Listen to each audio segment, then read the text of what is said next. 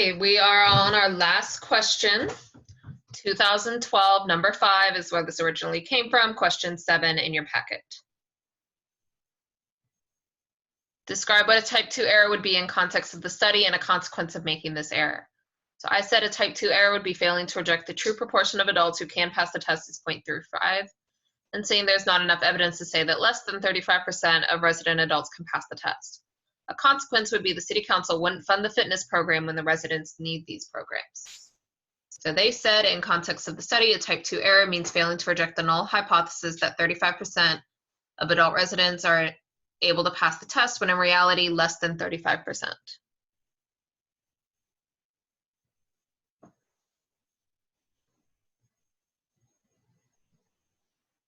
Did I not say the reality?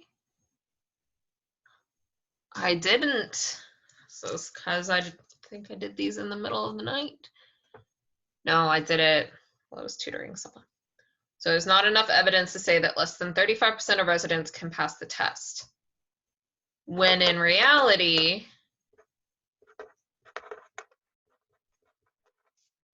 less than, obviously I needed more space here. I think I tried to give you guys more space. When in reality, less than 35% can pass. So I got distracted and didn't finish, which again is why we check our work when we have time. The consequence of this error is the council would not fund the program and the city would continue to have a smaller proportion of physically fit residents than the council would like.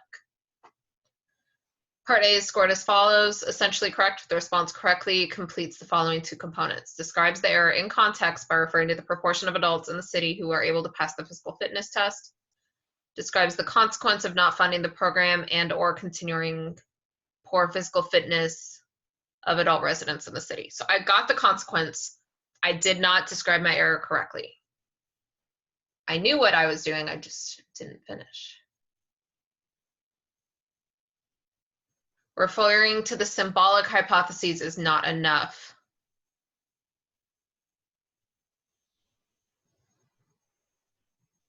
Referring to funding and or city council is not sufficient for context. If a response describes the type 2 error incorrectly, the response can get the consequence component correctly if it is consistent with the incorrectly described error. So if you accidentally described a type 1 error and then your consequence was consistent with the type 1 error, then you would be able to still get a partially correct.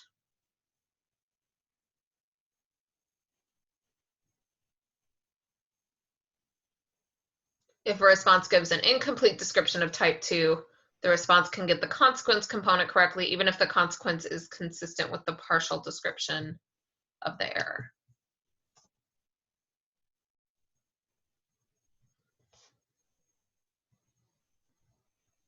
If a response provides no description of a type 2 error, the response cannot get the consequence component correct. So I didn't finish it, but I did provide one. Partially correct if you have one of the 2 components, incorrect if neither of the components are good. Note, describing the type 2 error only in terms of the consequence should get credit for the consequence, but will not get credit for the error, because there is no reference to the proportion of adults or proportion of residents in the city who are able to pass the test. Oh, adult residents. So here is a partially correct. Part B, what would the p-value lead you to conclude? So I said since the p-value is much greater than 0.05, we failed to reject HO. There's definitely not enough evidence to say the true proportion of residents who can pass the test is less than 35%. And they said,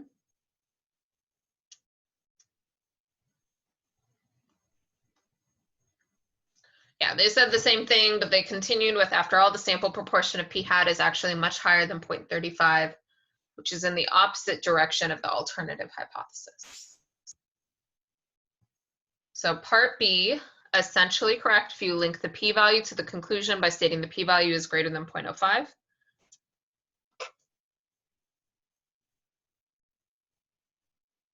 or by stating that the p-value is large. So if you said the p-value is very large, that would also be fine.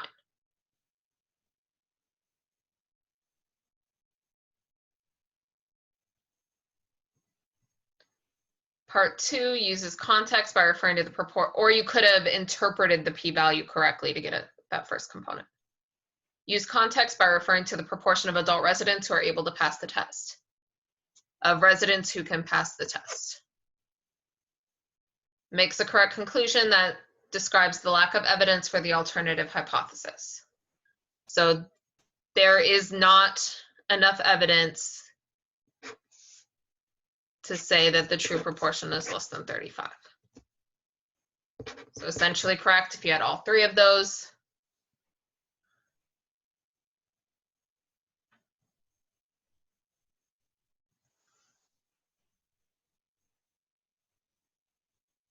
Referring to the symbolic hypotheses is not sufficient for context. Accepting the null is a no-no.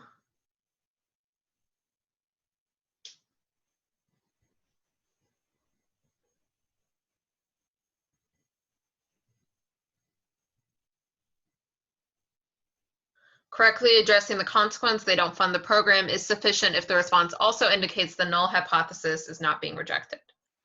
So if you said, since the p-value is greater than 0.05, we fail to reject HO, and the program is not funded, that would be acceptable.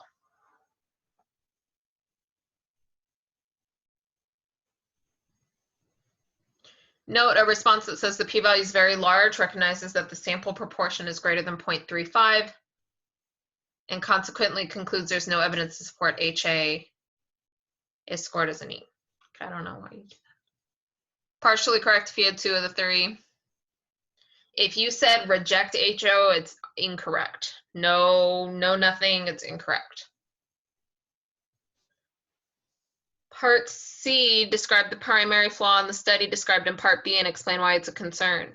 People volunteer to take the test, causing bias. Most likely only people who like to exercise and are already physically fit will volunteer. Because of this, the proportion of people passing the test in the sample will be much higher than the population. See what they said. Notice that's why I picked this question.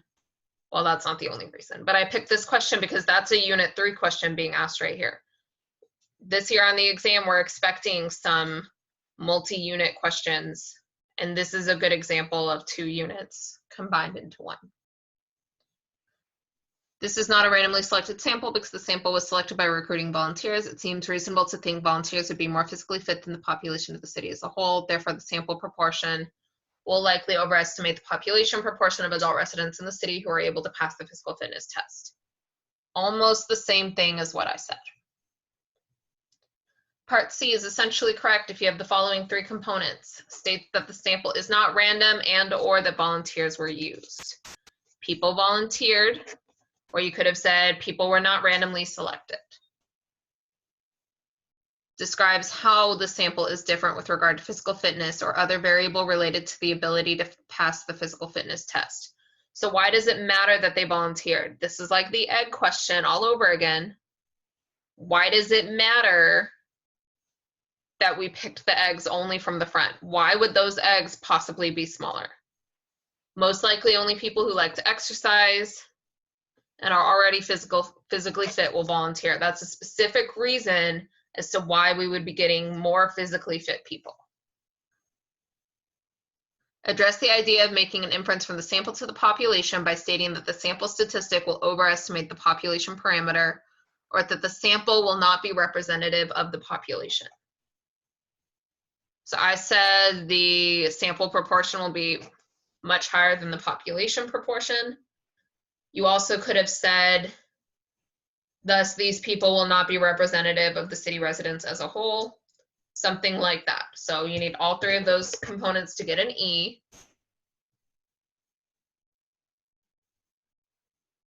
If for the first component, a student provides additional proposed flaws, such as the sample size is too small, score the weakest attempt. Thanks. Because it asked for the primary flaw. So if I'm asking you for the primary flaw, you need to talk about the biggest flaw, not every possible flaw. I also had 185 volunteers. That's not too small.